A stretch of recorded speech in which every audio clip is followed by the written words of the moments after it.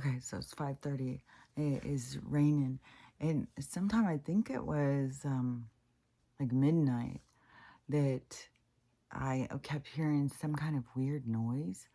And I was like, what the hell is that noise? And so it must have woke me up. And what is also weird is how much I'm feeling the environment. Like I talked about this, I don't know, months ago, where I said, like I can feel things, like I can feel pain, I can feel all these things. It's so much more. It's weird. It's weird. I think it's just a part of the thing. You'll just start feeling stuff. Like it won't just be like a car driving by. You'll feel it. You'll feel the whole thing. It's weird. It's weird. I don't know. And so I was laying there and I was feeling like this, like shaking, this like rumbling kind of thing.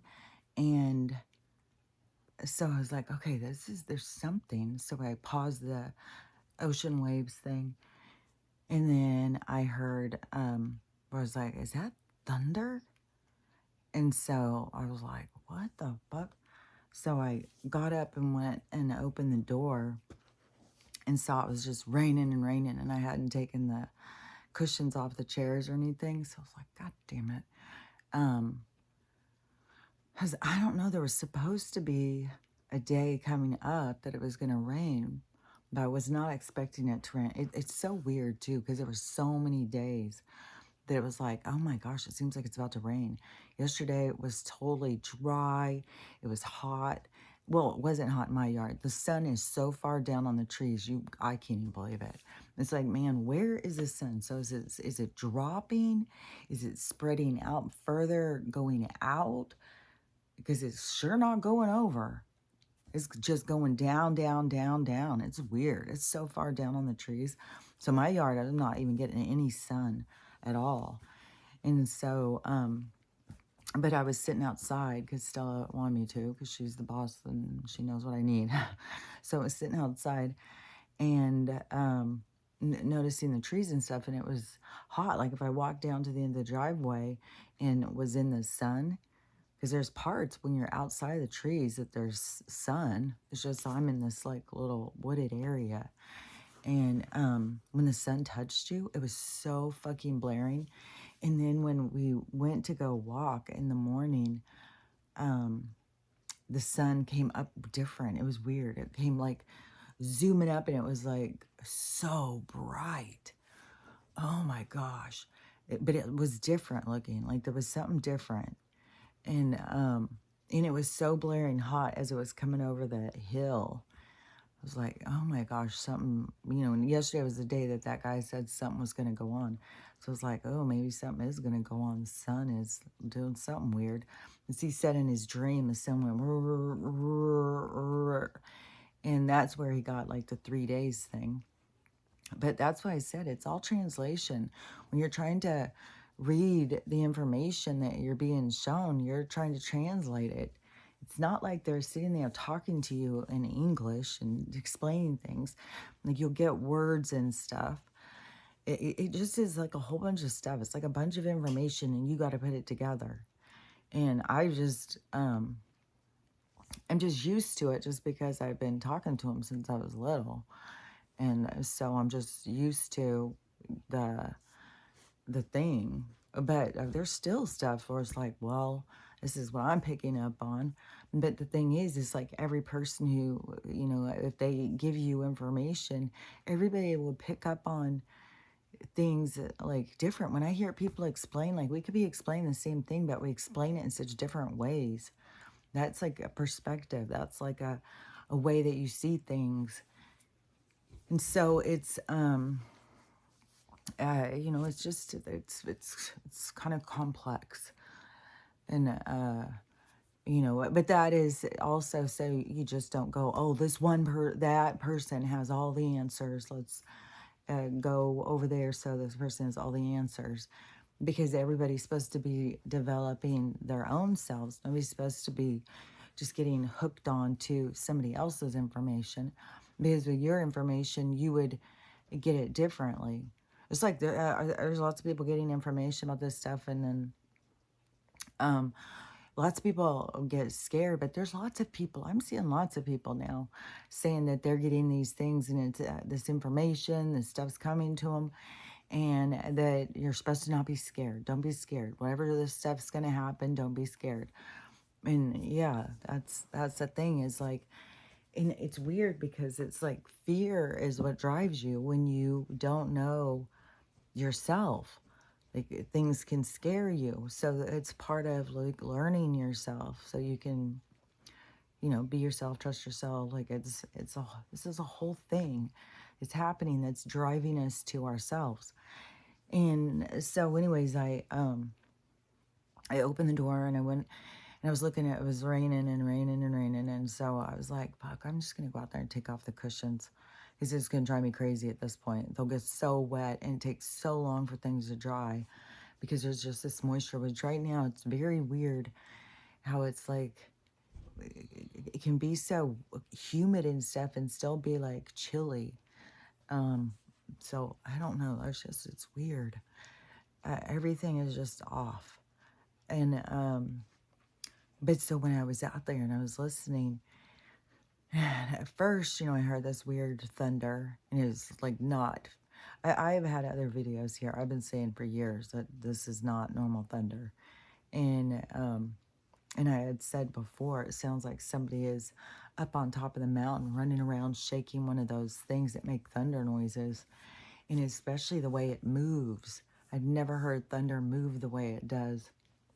And I know there's all sorts of, oh, well, it's because it moves through the valley and the mountains and just the way it sounds and stuff.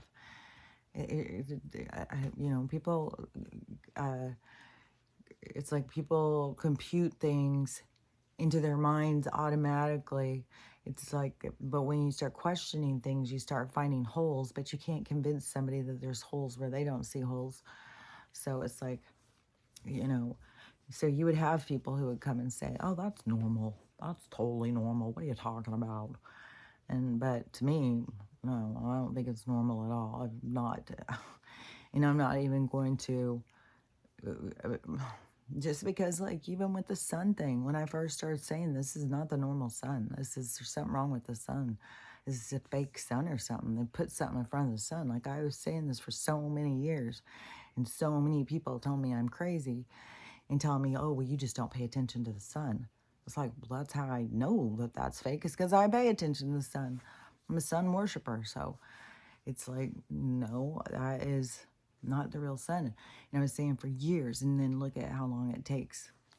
And then to me, it's like, well, why doesn't everybody else just look at it and then see? Why does it have to be like all this evidence that comes out?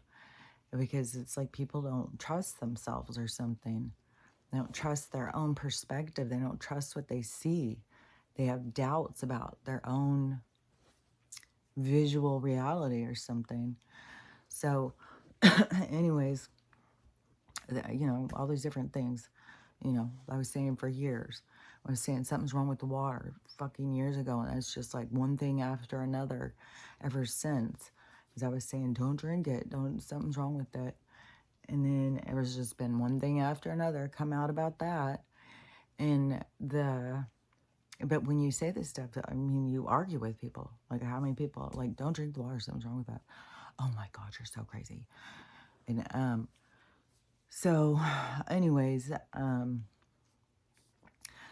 the thunder to me, the one time there was this big lightning thunderstorm thing, I was like, this looks like they're in a battle. There was so much light, these lights flashing, all different colors. It was wild. And it was so loud. It was like a battle going over you. And I was like, that has got to be a battle. And that was back when they were talking about they were taking the dumbs and all that stuff. And so I felt sure about that. Like this one wasn't like that. This one was strange too, because when I first heard it, I was like, well, that's weird. So there's just thunder and there's no lightning. Like, what's the thunder? And so I was out there, and then I get this little flash, and then there was a long period of time too between the flashes, And so it'd be like this little flash, and it'd be a long, long time. And then there would be this loud, rumbling thunder that would stay like the same tone, and it would carry out so far. It was just so strange. And so then I was like, I was like, oh, this is gonna be hard to sleep now. Like, what's going on with this storm? How long is this going to last? I went and looked at my phone, and it was said that it was supposed to start at 3. It was showing lightning. That was weird too when I looked at my phone and it's doing lightning at me. And then it said it was supposed to start raining at 3, and then it was just going to rain for like a little bit, 40% chance. It's still raining this whole time. Since midnight, it hasn't stopped raining. It's not lightning and thunder now. That stopped. It did start kind of piddling out, or piddle, whatever it is. And me and Stella were still on the porch. And then all of a sudden, it like this wind started coming. It started getting really cold. And I said, come on, let's go in. And that is when I was like, oh my gosh, what is going to happen next? But then went back to sleep. And then it got so hot in here. So hot. I was sweating to death. I started taking off the blankets, and then Max got up, and he's like, well, he just got so excited. He was getting closer and closer and closer to me until he just jumps up on me. Oh yeah, and today I am gonna drive out there and pick up one of these little foster dogs, because they got this whole load, so a whole nother load of dogs from Vegas. And my place that I'm doing it for does small ones, so they're small dogs. No, I would love, like, my place is way too small, but I would love to rescue English Mastiffs. God, I love those kind of dogs. But his personality is adorable too. I have never even known that much stuff about pugs, but man, he's so smart. I just can't even get over how smart this guy is. He's just so quick. He'll just watch it, and then he'll just figure it out. And it's not like you have to train him to do stuff. He just watches, sees how things go. And it's also funny because he's always wanting eye contact, and he always sits back like a person. He sits funny. It's funny how he sits. And then he has this like very protrusion, this, very male protrusion, that very jolting out. And I don't know, I have a girl dog, so I don't know. I know boys all have them. I don't know if his seems extremely huge or something, but it's very, and he always sits like a sitting down. I don't know. He's a character. It's so funny. And he's always looking at you with this grumpy little old man face. But he's always like thinking and watching. And he's really cute. But so they had got this load, and they had put it, because it popped up on my thing, because there's like this dress that I had a long time ago. Like, I've still got the coat. It's still haunting me. I'm still looking up and stuff, trying to get over it, but it's still haunting me. And I don't know if this is my energy pulling it back. I don't know if this thing is pulling back to me. Like, I don't know. There's so much of this stuff like that is just learning about. But so the dress, back when I was, was 18 years old was the drinking age back then. So you went to bars and stuff. And then when you were 17, people already had fake IDs. I mean, it was like, it wasn't some big stretch. It wasn't like 17 to 21 or something. It was like, oh, you're going to be 18 in a couple of weeks. And so, because I used somebody's license before I turned 18 and went out, I was already bitten by that bug. As soon as I went out and experienced live music and dancing, I was like suckered. I was like, oh my God, this is my jam. And so I started going out then, and then started meeting all sorts of people. As it was so much more fun back then.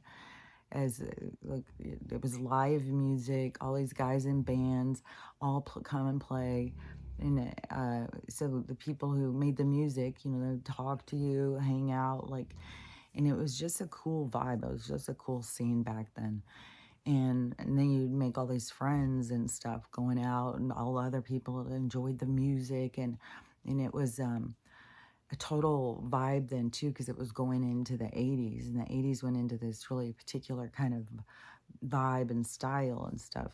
And so I had some friends. We were really into like dressing kind of retro, with so old fashion kind of clothes, and that kind of went with the ska people. Those guys would come out and they would wear suits and stuff. It was really cool. It was really fun, the styles and stuff back then.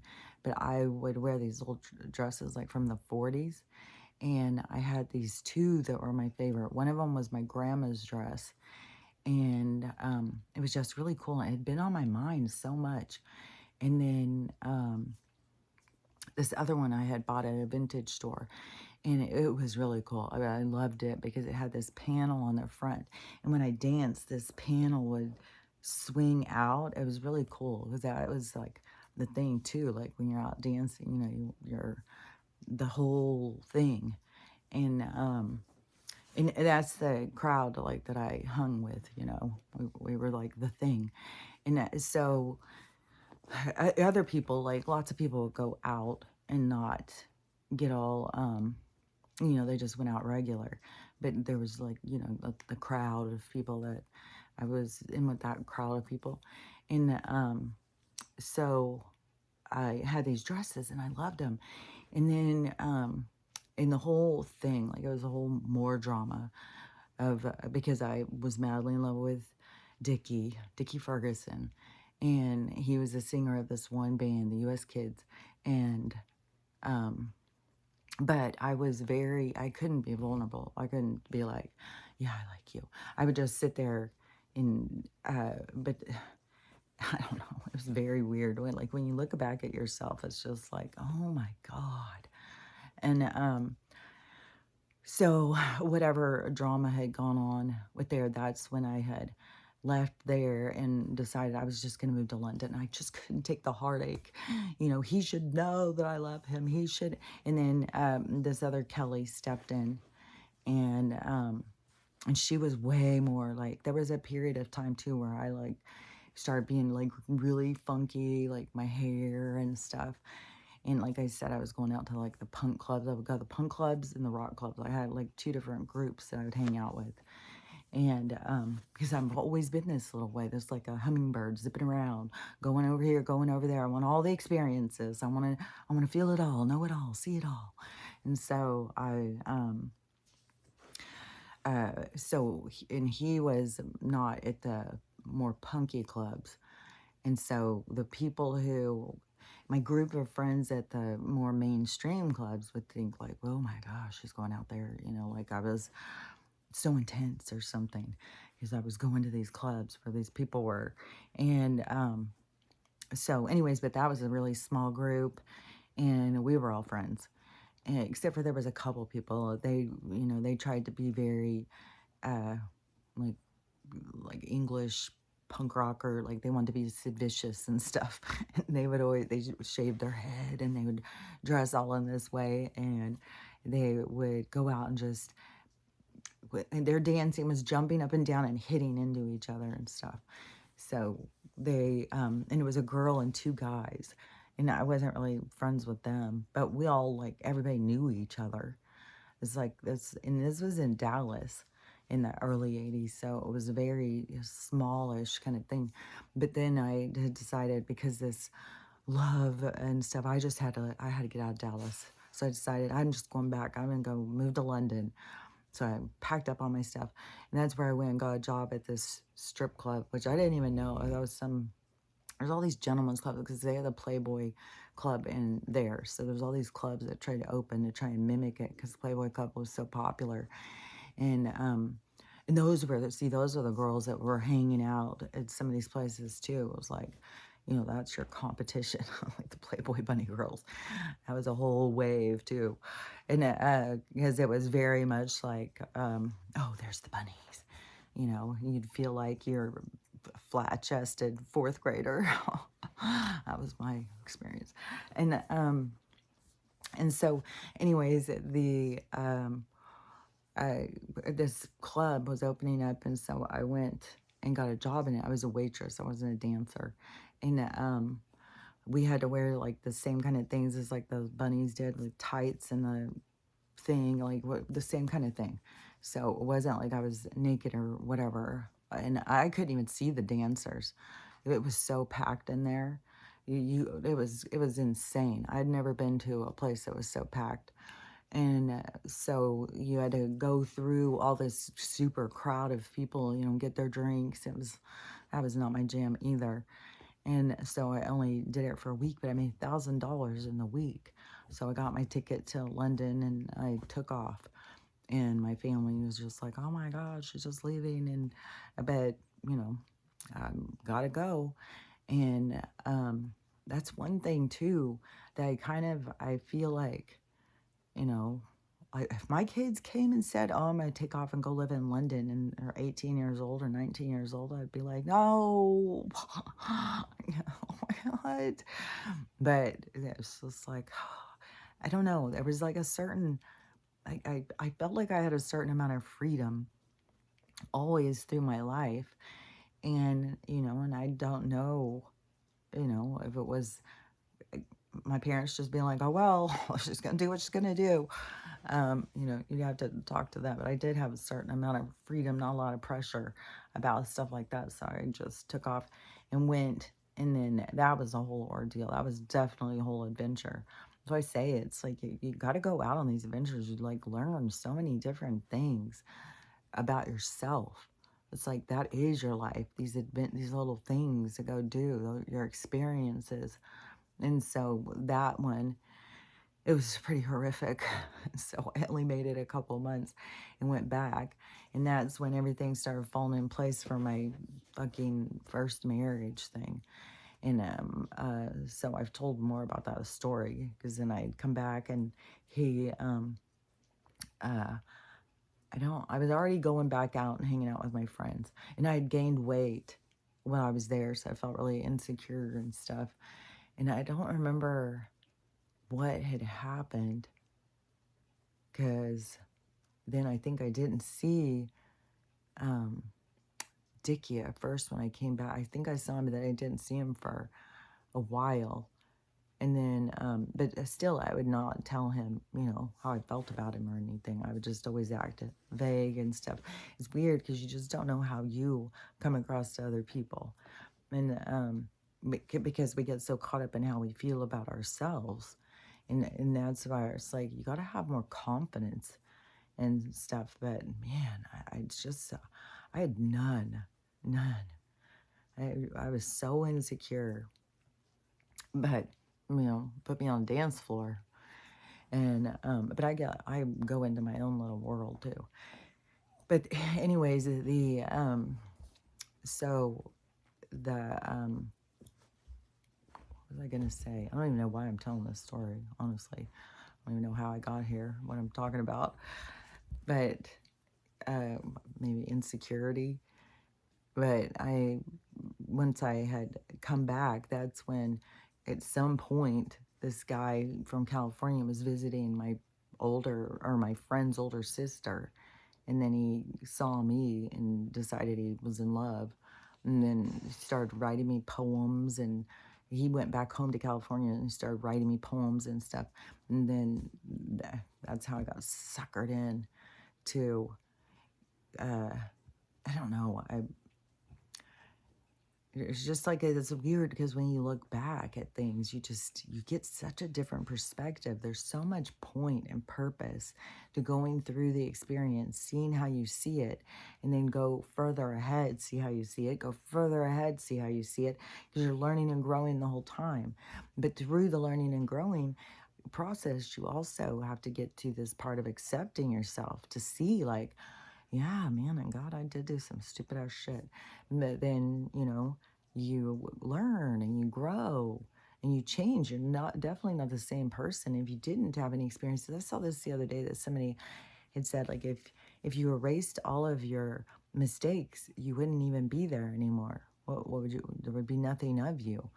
because it is like we're a product of our mistakes. It's like life is about choices and consequences. It's about you make choices and then you have to see the consequences or go through the consequences, the experience of them. And then that's the part where you learn and you grow from the consequences. So it all is a part of it. It's not like, well, you're just stupid, so you've made mistakes and you're the only one. The rest of us, we don't ever make mistakes. It's like, no, we all make mistakes. We all do stupid stuff, but that's what we're here for. We're here to make stupid mistakes and go through things and grow and learn, because everything about learning is an expansion of the universe, and there has to be scenarios to keep that energy afloat, to keep it going, to keep the expansion. Otherwise, if there's not expansion, there's stagnation. And so there has to be expansion.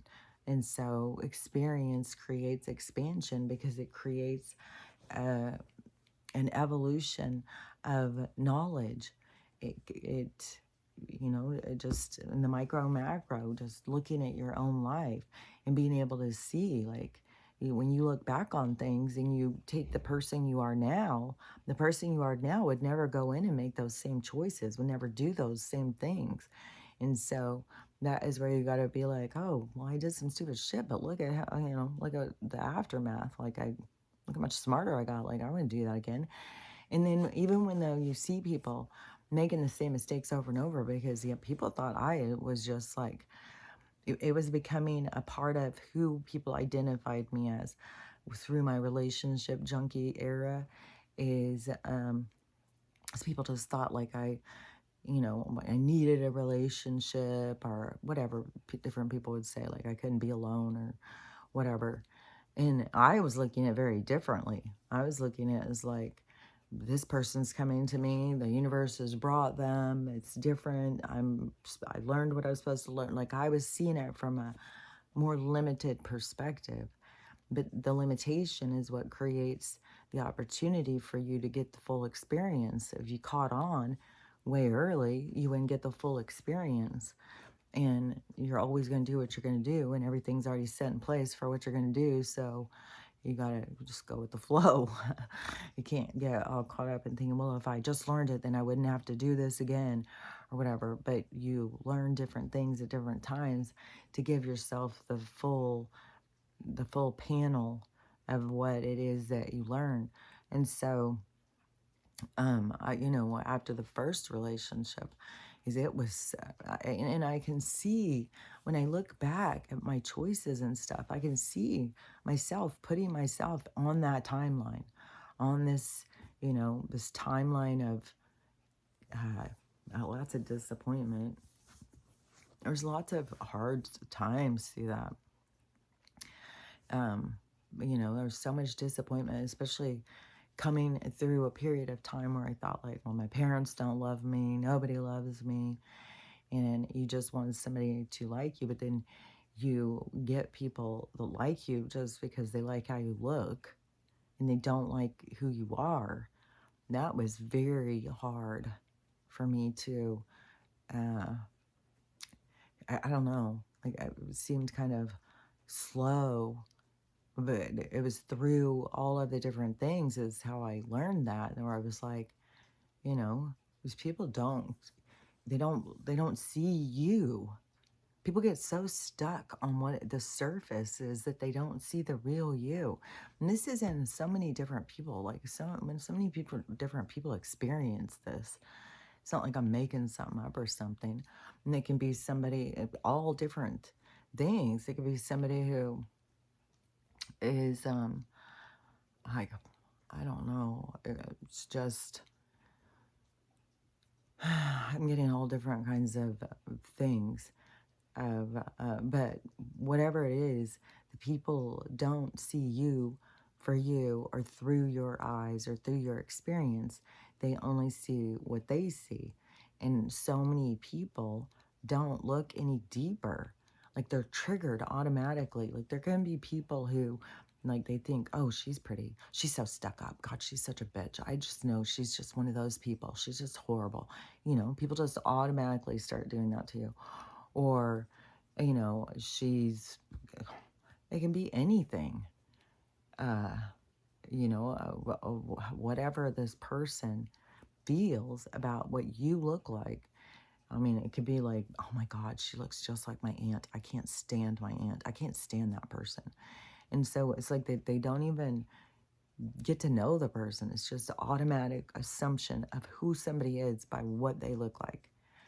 That to me is something that like our society has been healing because, and I think, I think we've all been guilty of it. We've all sat there and looked at somebody and thought, oh, they're so good looking. I just want to, be with them or kiss them or have them love me or whatever it is. And thinking that that was going to give us something, but it doesn't give you something. And even with my first husband, how it showed like his brokenness or whatever, because that one guy, it was like it was so rude because it was like right in front of me. And the guy comes in, he came home with my husband from work, and he comes in and then he sees me and he says like, your husband or your wife's so pretty. And then he says, damn, she's a bitch. It was like, well, maybe it was your expectation, thinking that, I was going to be your little sex doll or something. And because I have a way of looking at things or thinking for myself or speaking or my own opinions, then that is an attack on you. It's like, but there is so much, like, it does seem like it's kind of even heating up more with more people talking about, like, is Ryan Reynolds an abuser? I don't know if he is, like, if he is somebody who is, like, emotionally repressive and guilt, gaslighting you and stuff like that. Um, that's them being broken, but what you accept is you being broken. So that's the thing is like so many people, you got to see like the people who are abusive are also broken. They're just trying to survive. They're just trying to save themselves. It's like, the one guy who wanted to murder me, he thought, I'm causing him a problem by being myself. So and that was another thing too in my second marriage. It was, that was the long one too, the second one. That's the one where it was like, I just did not want to give up. It was my second one. I was young. I had 4 kids and I had already been a single mom. It was so horrible. But it was like I was pushed so quickly to start trying to escape from this one. And I was like so depressed. And I would whine about it all the time. Like if you would sit and talk to me, I was always whining about, poor me and my husband and he's so mean and whatever. And but by the second one, what was I going to say? I was going to say, oh yeah, because I had gone to counseling so many times with him, marriage counseling and stuff. And this one counselor was seeing me or called me, both times. The first one I had the counselor call me, and she had gotten results of his, he had done some kind of test, some kind of psych, MMP, I don't know, it was some long test that he had taken. She'd been doing a lot of testing on him. I think, I was young, but I think, a lot of older people could tell something was wrong with him. And that was even why the one guy, who ended up being my second husband, even had come over to meet me, was because they were like, who the hell would marry that guy? And so he came over to see. He thought I was going to be some sort of weirdo freak. And then as soon as he saw me, it was like soul recognition. He was obsessed. So we were we were close friends, which that gave it was a whole weird dynamic because it was my husband looking for acceptance to these guys, these football star guys that he was hanging out with at work or whatever, these sports guys. And so, or at school, because these were school friends. And he was trying to get accepted by this group of people or something. So then when the guy came over to see like who the hell would marry this guy, and then saw me, and it was love at first sight or something. Then he kept coming over, so it made my husband so happy to get to hang out with them. But I was like the bait. But then the more I was around the guys that I was, we were becoming really close friends, obviously, because then I ended up marrying to him. Then things went real south marrying him. There's something in people, they want to own you, but once they have you, then there's a lot of triggers. People get so triggered. And but when the counseling with the second one, then that counselor had told me that he had put me in a box and I was not allowed out of that box. So anything like in his mind, this is the thing. So people get a visual of you and then they put you in a box. And it depends on how rigid that box is. But if I tried to go outside of what his acceptance value of where I could be, he would freak out. And so it was this constant trying to contain me into being what he found acceptable, what he was looking for, what he wanted. And so it was this battle to myself. It's no wonder I was fucking depressed as fuck. And how he would, get really mad about it. And so that was where I learned about that, like people putting people into boxes where you can't behave outside of what they accept of you.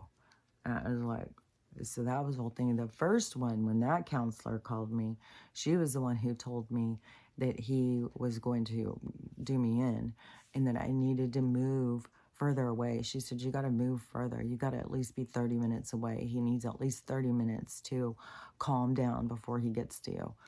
And so that is where I just went against the courts, because the courts was trying to keep me like right next to him.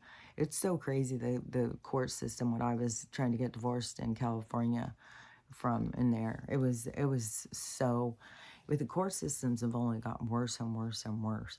And they want us to get married and divorced and stuff because they're just making money off of it the whole fucking time. It's so absurd. Like, it's so weird how much we have let the government intrude into our personal lives. This was kind of trippy too, because Amy had just sent me this video this morning. One of the videos, which was very interesting. So, about where all these dogs are coming from, that place where all of the gambling and whatnot goes on. And remember the big crisis that happened there at the concert, that in all of the lies and stuff, there's so much. Like, if you go down those rabbit holes, like, there's so much. But so somebody has put together a whole thing of it. They've got like fucking 911. They've got all the shit. They've put it all together. So you can go look it up if you're interested, like if you are like, you need confirmation or whatever, because there's like, so there was 3 helicopters that came in, landed on top of one, and then they went silent for 15 minutes while all this went on, and then all of a sudden those ones that went, there's all sorts of stuff about, like, it probably has to do with the prince, the side, like there was stuff about that, and Saudi. And then, but then there's all sorts of footage. There's 911 calls. So he shows like all this guy who's showing about this map that's somebody has put out, and it's the 4th one down. So if you put that city, and then you put, what this thing does, and then you put the map. So 4 words, and it's the 4th one down when he was showing, and you go into it, you click on it, and it has, a map with all these little dots, and all the dots represent different things. So some of them represent autopsies. You can go in and see what happened. Some represent 911 calls. Some represent, so all these different things. He was showing these different bubbles and stuff, and the space in between. And they're saying like, oh, it's this one guy up here. They're always lying to us. It's so absurd. And that's where they always want us to stop oh my gosh, there's some light, but it's like such a weird color outside. But but they always want us to not trust our senses and to trust them, to listen to them. And so, anyways, the one room where the guy, and which I feel sorry for the guy that they used. He was, because they did him in, like, when you go and you listen on that rabbit hole about who that guy was, how he ended up there, was like they forced him. He was a this targeted scapegoat person the whole time, and they had him running around like uh, it's just, there's so much cruelty. But anyways, so that was very interesting, because there's a lot to that. Like, there was people who, 6 of the people who had seen and said, no, there's gorillas running around here. They ended up in another one of these things at another place. It's called a BAR. And, well, I guess I could say that word, bar. And, for one of these things, and they ended up missing out, getting taken out at this one, but then end up all together somehow magically at another one, and all end up getting taken out. It's all these cover-ups and all this nonsense and stuff. Can you hear how loud it's raining too? It's just raining harder and harder. It's such a weird color out, and it's supposed to be okay. So we got through the 17th, and now it's going to be, now this is the 19th, which is some moon alignment or something. This blue moon, it's a third moon cycle of the month or something, and it's going to illuminate. There's going to be a lot of stuff falling apart so people can see their truth and stuff. It's weird when I hear these astrologers talk about this stuff, how it goes so in alignment with what I'm talking about. Yeah, I just know this is all about seeing our truth, seeing our truth, seeing our truth. So, but there's more stuff about that. So, and any of the things that go on with astrology, you got to figure, this stuff is going to go on to make those things happen. So there's going to be more things happening. It's going to keep having things happen. But this was kind of interesting. So she sent me this video, and it was this woman, and she had gone to the J6. And so I don't know all her videos. So I don't know what she talks about or any of this stuff. But so she's obviously has 3-letter agencies that are all up on her. And so now she's been approached. And these are the other side. So it seems like, is even that guy who was, I can't think of his name. I've talked about him before, but he does these interviews with people, and he was talking about the med beds, so he's doing interviews with those, and then he was doing these interviews with these guys, this guy who wears a mask, and he calls it, he says they don't call them MIBs anymore, they're called like cleaner, I don't know, like BTK kind of thing. Like their job has shifted. They're mostly just go and take care of business. And so which is cleaning up a lot of messes and stuff apparently or something. And they have all sorts of technologies. He said like they can stop or however it is, like they could go into, I think he said they could stop it, like what they show in movies, like stop everything. But they can move through, like they can move around us without us knowing it. Like one can just come in and be sitting here listening and watching you without you knowing that they're there. Like they can shield themselves or something. But they also, like the 3-letter agents also have put a lot of effort and work into people who have natural gifts to try and get them, like where they use for, what is that called? Because there's a lot about that going on right now too. The remote viewing. So they train them to do remote viewing. They train them to do lucid dreaming. So to be able to move through the other realms with determination, like knowing what you're doing, staying like aware of yourself. And Because even in a dream, like you have, there's like a sense of awareness. Like you can tell when you start becoming aware of your dreams that you're dreaming, and that you can maneuver through them, and that that's not just something that happens when you go to sleep, just to give you moving pictures. And so, but the, let me think. Okay, so this lady, she was having some medical issue, and so she went to the thing, and they told her that she had kidney stone. She thought she had a kidney stone, and so they did this test and looked and everything. And so then a couple days later, she's sitting in her car, and she said in the middle of nowhere, and she's looking down, and she just has the music blaring, and she just is, I don't know, she had a lot on her mind, or she wasn't feeling good or whatever because of this kidney stone. And when she looks up, she's got cars on either side of her and two men standing there. And so she carries one of these. So she reached down to get it. Then she looks up, and the one guy is looking at her and tells her, that's fucking creepy. And she said they weren't black SUVs. They were regular. One, it was two gray SUVs. One was another. I don't remember what she said the other car was. They were dressed just normal, not in suits. They didn't have sunglasses or anything. And then he wants to get in the car and talk to her. And so they have this conversation. They want to know where she's getting her information. And she says that she's not going to tell him. And they say, well, we already know. We just want to see if you're going to be honest. And so she said, well, I'm not going to tell somebody's, if you already know, then you already know. And then he said, when you pass that thing, we need it back. It's an implant. So she keeps asking him, like, how are you guys even know where I'm at, what I'm doing? How do you know what on my medical stuff? And she's saying, are you spying on me in my house and stuff? And he was like, no, but we know what you're doing at all times. And, but it's different. He said it's not like, they're just sitting there watching like what we think or something. It's more like keeping tabs on certain people. And so they said that they want that thing back when she passes it.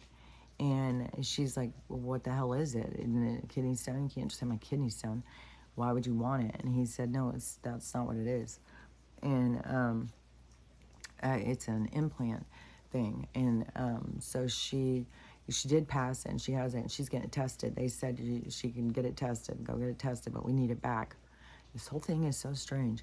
And so she has it, and she showed it, and she's going to go get it tested. And she said that the guy told her, well, we'll know when you're done with that, and then we'll just come get it. 'Cause she's like, how am I supposed to contact you? And he said, we'll know when you're done. We'll come get it. And so but that, to me, that just shows like what I've been saying too. Like, they are watching some of us. They told her they knew everything that she posts, everything that she says. They go on and listen. And I know, I mean, my account is so repressed. I can't believe some of the people who started, like, we were at the same numbers, like on TikTok. We were on the same numbers and stuff when we started. And I know the stuff that some of the stuff I talk about is stuff that people want to talk about and listen about and hear about and stuff. And I see other people's accounts talking about the same thing, and they will get tons and tons and tons of views. Their following's going up. Like, there's people who are like at 100,000 people. And I'm just like, and why is mine just sit there and sit there and sit there? And it doesn't move, and it doesn't move, and it doesn't move.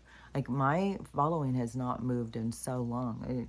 And then also, even when, I have people tell me they have to come in and refollow me. That's also on here too. So if you think you're following me, you may not be following me. And so that is one way they keep people from knowing, like, to see your videos and stuff. It's like control. And then it's like, and then when you can see, like, there's other people talking about some of the stuff I'm talking about. So why am I being held back? Why can't I go and talk? I have no idea. I have no idea why, I mean, when the guys who showed up at my house also weren't wearing black suits, and they also were just in a regular car. The guys that have creeped me out, that have come in the black SUV and have stood out there. See, they don't cross the signs when it says no trespassing and stuff, private property. So they just sit out there and try and stare me down. Which also, the electric company has never come and put that thing on. I looked. No, I don't know. That whole thing was weird too. They want me to sign this tariff and stuff, and they still haven't come out and changed that. That was supposed to be 6 months ago. They said they were coming. Well, I don't know if it's 6 months ago now. I don't remember. Was it June? Time is so fucking weird. Like, June wasn't that long ago. It's like it's almost Halloween. Like, I don't know. Everything's so weird. But the that guy, the guys that came to mine, they showed me their badges though. They were Secret Service. And that is where I was like, why, you know? I mean, there's all sorts of people saying all sorts of stuff on the internet and coming and investigating me. And so, anyways, I had lots of thoughts about that, you know, why. But anyways, so but I knew, you know, that we were being watched. Like, I know my stuff is being watched, and I don't know why, you know, when there's other people talking about the same stuff, why my stuff is being repressed. If it's just to try and frustrate me, to just get me to shut down, to stop talking or something. And they told that lady she's not allowed to, they said that they'll tell her stuff, but she's not allowed to talk about it. So they'll only tell her things she's allowed to talk about. They won't tell her anything she's not allowed to talk about.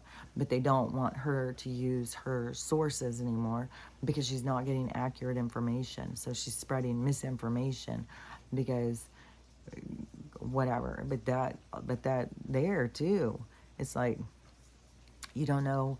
I mean, everybody, this is the thing, is that we can't sit here and depend on each other's discernment. We can't, because something makes sense to you. Like, I see things a lot of times and I think that it's saying something to me. It doesn't matter if it's true or not. And I could send it to somebody else and it wouldn't be saying the same thing to them. But to me, you know, like, I'm watching how people's attitude or what they're thinking about and stuff. So the things that stand out to me, but somebody else could watch a video and get totally something different. So it is, whatever I was going to say about that is, oh, I thought that was about to be thunder. It was Stella snorting. So, God, it looks weird outside. You couldn't see that. Oh, you can see that way, but it's weird because it looks so yellow when you look up this way. But you look out that way, it doesn't look that way. But up, it looks really weird. And I didn't never finish saying what I was going to say about my belly button the other day, because this is weird. Okay, so in my belly button, like I was saying, I had one that was like an outie. So I don't know if it was like he didn't cut it right or what, you know, if I had an umbilical hernia or something. Like, I don't know. I just always had this really protrusive, sticking out belly button that I was always really embarrassed of. And then once I got pregnant, my stomach stretched out and then it went back. Then it, you know, my belly button went in more. And, but I, you know, and didn't have any for my whole life. And then I think it's even more artificial or manufactured or something, especially because they've gone through my belly button so much time. And I don't know when they're busting through there, like what scar tissue is created. Because that's one thing I am so much noticing about the scar tissue and stuff. And like, once you get cut and then you sit there and you don't get up and stretch it right away, you know, like, you're not supposed to pick up things, you're not supposed to do this, you're not supposed to do that. And then it kind of contractures, so it kind of pulls tighter, so it kind of pulls you tighter. And then to pull it more loose hurts, so a lot of people don't. So it kind of starts contorting you, all these surgeries. And so that is what I keep noticing in my stomach, and I have scoliosis. And so I keep being like, so in my practices, you know, I keep, you know, doing these very straight Like I'm focused on my balance, straightening, and all this stuff. So I have like this whole thing that I've been doing.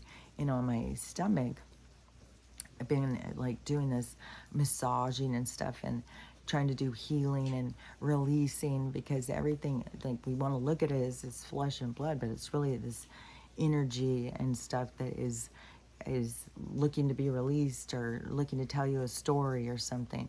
So I have been working on that, releasing what I can release. And, you know, also to me, I spend time in, like, you know, asking for forgiveness, because this is a shell. It's like a separate, it's like we are, it is kind of like the soul is like a hermit crab or something.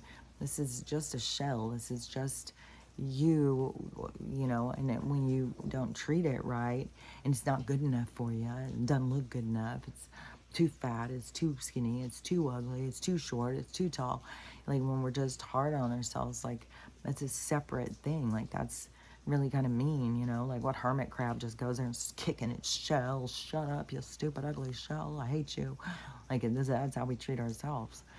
And so anyways, going and doing this, like massaging my stomach and, you know, just like a process. I don't know what else to call it. A practice. Uh, tuning into yourself kind of thing.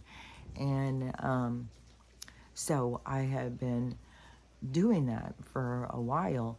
And then when I was just at my mom's, whatever it was, a few weeks ago, she has this old castor oil.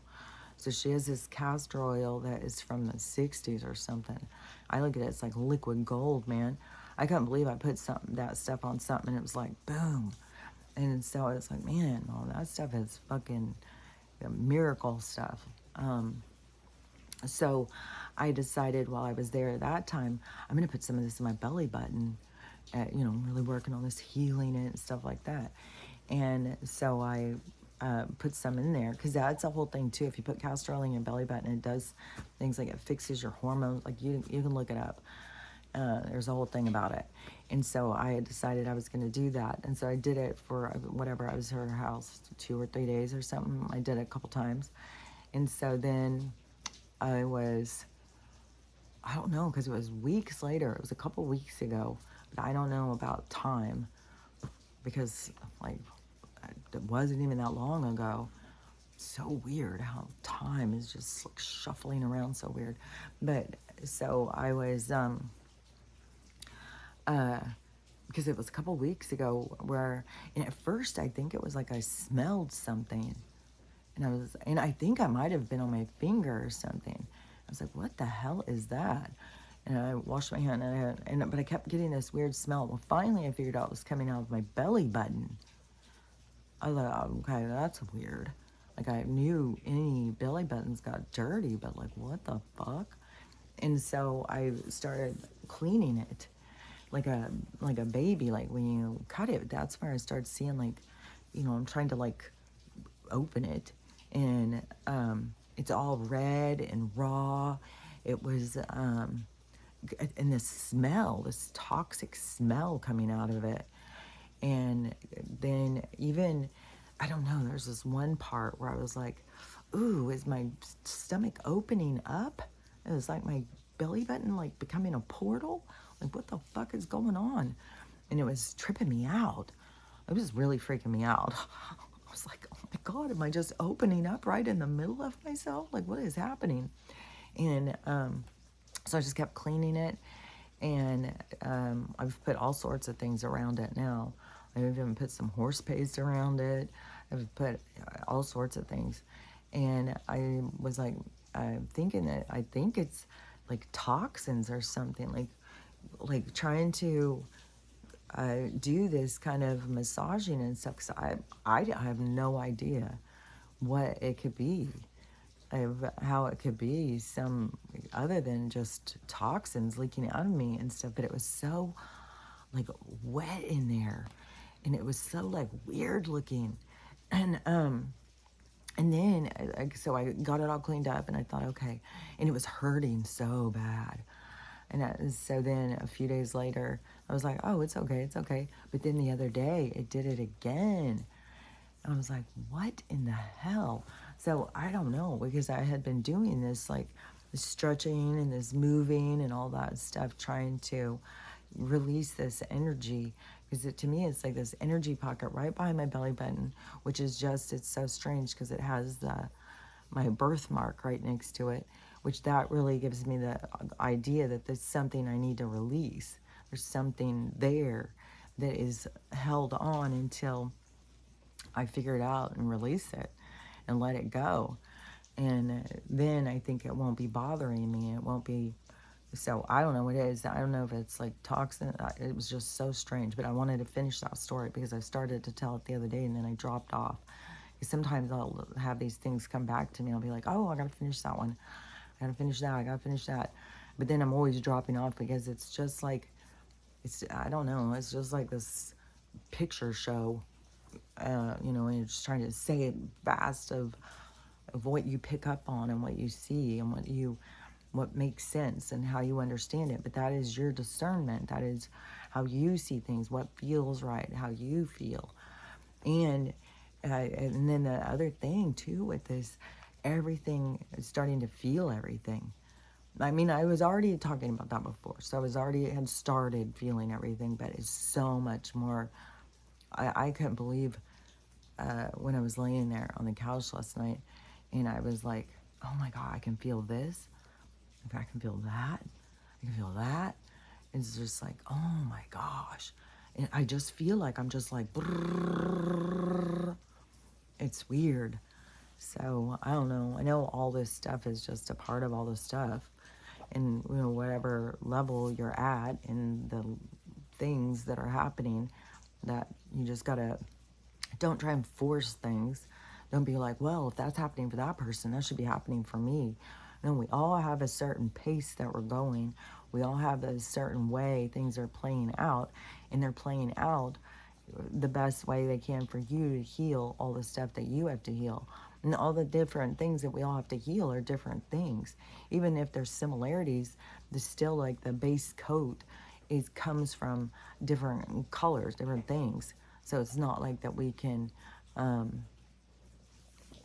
just all of a sudden remembered I gotta go over, I'm dog sitting. I gotta go over and feed them. In the, I don't know. I just gotta not be bothered by the rain.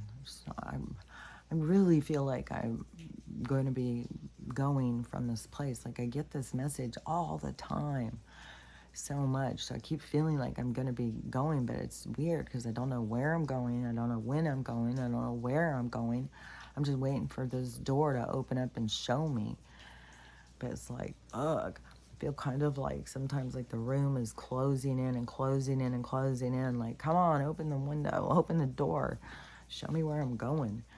So, but I definitely feel like I've outgrown this place because I would take up more of these foster dogs because of the bad stuff that is going on. Oh yeah, and this girl yesterday, she all these rescue, there's just nonstop, urgent, this dog's gonna be killed, hurry up. And then these videos of like, oh, we tried to get him and they wouldn't give him, and all this, like it's horrific, the shit people are posting about this rescuing and shit. And and I'm always saying, close the kill shelters, close the kill shelters. Well, this girl, she just got furious. How dare I blame it on the shelters? I need to be blaming it on the backyard breeders. They're the problem, not the shelters. Like, what are the shelters going to do?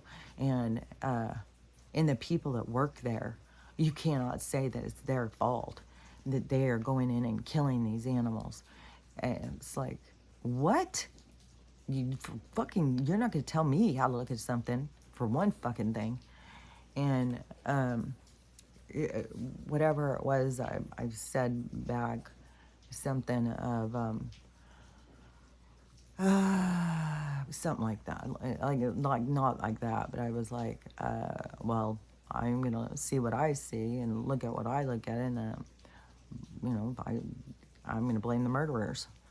And so then she just goes at it, like these three big messages. I didn't even read them.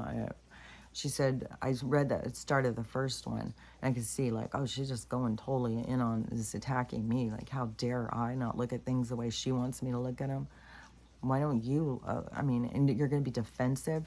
What do you do? Go and euthanasia these dogs in your spare time, and then you go and tell us all to have mercy on these people? The thing is it doesn't matter what the fuck I think. These people are going to have a hard time facing themselves. That's what I'm trying to say. I'm trying to tell people to think about things, because it's going to be real hard to face yourself. You're not going to be able to get away from it. And these people are going to feel it. It's going to impact them hard. And when they all of a sudden realize what they've done, and all of those, man, I would hate to have to be facing that. But, all these different souls have all these different things to face. It's out of my control. And, but all those little eyes looking back. And this is also sad, because there's, this one person was saying that all these people who come and drop their, because there's so many people dropping their dogs off. There's so many, this is a corporate thing too, because now the corporations own all the rentals, and they won't let people bring pets. So people are having to choose if they want to be homeless with their pets, or get rid of their pets. So that you have a huge amount of people who are going homeless with their pets, and which I would do, and and then but you have these other ones that are just giving their pets away and thinking, well, what am I going to do? I have to have a house. But this is what you're being shown.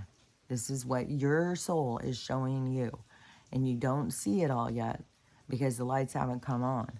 But then you're going to see it in a more clear view. And so the people who, because everything is about choices, and everything is about your lessons. So these people who are, just following orders, that is going to be a thing. You don't follow orders when it goes against your soul. And if your soul isn't going against it, then you are cut off from your soul. So when your soul comes on, it's going to hurt. It's going to be like, oh my God, I did that. Oh my God, I did that. And you can't get away from it. It's not like you can go away. It's not like you can go to sleep and get away from yourself. That can be the hardest time sometimes, is when you relax. You will be like the one girl who was here in crisis. She couldn't sleep at all, because as soon as she would start to go to sleep, she was being bombarded with the things that her soul wanted her to look at. Your soul wants you to process these things, and it will just fucking slam you. And you will become, that's why we're going to see these people are going to become super overwhelmed. There's going to be so much suicide. There's going to be so much, because this is only the next, we have more parts of this to go. And even right now, like, you've got all these people in all these cities. Like, I don't know, it's kind of weird, because I didn't see Denver as being one that was going to go into such huge crises. But all of them, all these different cities, Seattle's in a huge crisis. I see people doing videos of it. And San Francisco, Chicago, New York, all these cities. And the thing is it's like your soul giving you an opportunity to, be like, well, this isn't cool. I gotta go. This isn't gonna work out. Like, I gotta go. But so many people keep holding on. Like, what are you holding on to? You're holding on to a job. You're holding on to a home, which, I get it. Like, I'm sitting here, because it does have to be, something has to open up to show you the direction to go. But sometimes there's the motivation. It's like the universe wants to motivate you. So you got to start thinking in a direction to open up those doors. So you got to start thinking, man, I don't want to be here in this fucking crime. I don't want to deal with this shit. There was a girl who just did a video, and her friend just went out to dinner. I think she's in Chicago. And it must not have even been on a really bad part, because she said, well, now with this blah, blah, blah, you can't go there because it's too dangerous. And so she went out to dinner with her friend. They start walking. They're going to go walk down towards the bars or something. And so they're walking down the sidewalk, and they see a wig sitting on the ground. So they reach down, oh, look at this, a wig, and they pick it up. And this woman comes just barreling across, running at them, because this is all set up. You see something on the ground, fucking leave it. And so she comes running up, starts attacking them, just pounding them, is clawing him, going crazy for like 15 minutes. It's two girls. She's going back and forth on him. The girls are screaming, asking for help, and the crowd builds around them, and every motherfucker just gets their phone out and videos it. Like, oh my God, I can't even imagine being one of those people and waking up from that. Like, oh my gosh, how disconnected. If I would have been there, I would have, definitely would have ran up and jumped on the back of that lady, taken her down. Like, I don't understand how people are just like, yeah, it's more important to help somebody. That's why I said you're going to have situations that are going to be popping up because they're going to show you who you are. They're going to show you sides of yourself. And it's by no accident that they're so heavy influenced by just people who are, everybody trying to go viral. Everybody just trying to show this wild, crazy shit happening. So, but really it's backfiring on them because so many people put these videos up and so many people in the comments are like, so you just sat there and watched? You just, what? Why would you watch and not do something? So it kind of is backfiring on people. And that's a part of their awakening too, to get them to be like, yeah, why did I? Like, why wouldn't I help? And, all these people, everybody's got their own stuff to face. Everybody's got this part of themselves that they're going to see. And it's just so crazy. I just think the phone thing is so weird. It's so weird how people all want to just go around. Like, they're just walking around like everything's got to go through their phone. And I don't know. I feel like I used to be a little bit like, well, I got to have video of this, got to get pictures of that, like every party, everywhere you go. And then it was like at some point where I started thinking like, really, you're missing out on the stuff because you're trying to capture a moment, but you're not living the moment. So I was already having that kind of thing. But then, when all of it erased, that was like, oh my God, that was hard. Like, oh man, I cried.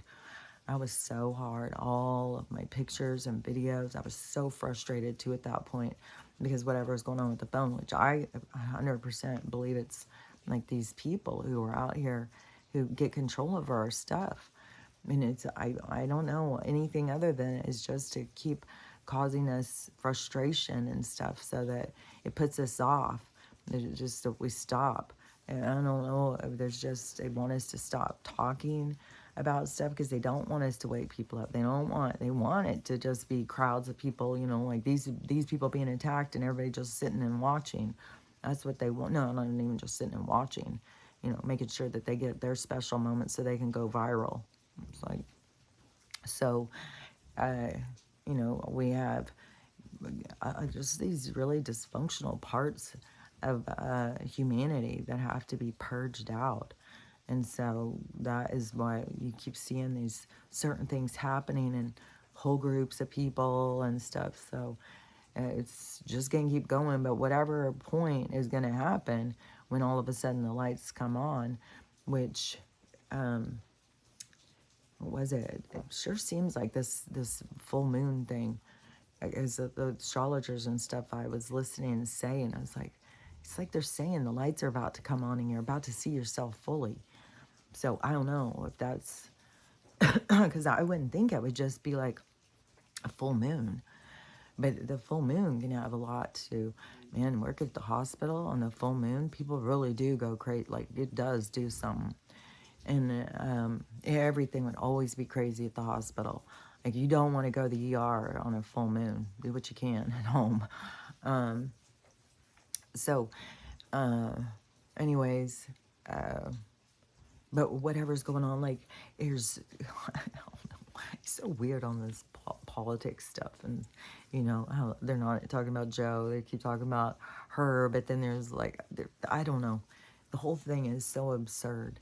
And watching the people argue back and forth and stuff. And they're all, I mean, there's people, I think, a bunch of women who just want to vote for a woman just to have a woman in. It's like, what if this woman comes out and wasn't even born a woman? Like, I mean, how is that? Like, you can't just be, it's got to be what the person If we wanted to have a leader, like if we wanted to have somebody who was leading us, that would be the things that we would want, is where they were leading us. And she's already shown she's a part of what's going on right now. And it's just like they just dismissed that. Oh no, she says she's going to do this. Let's just, like, this is going to be great. It's like we are experiencing her at this time. And you think this is great?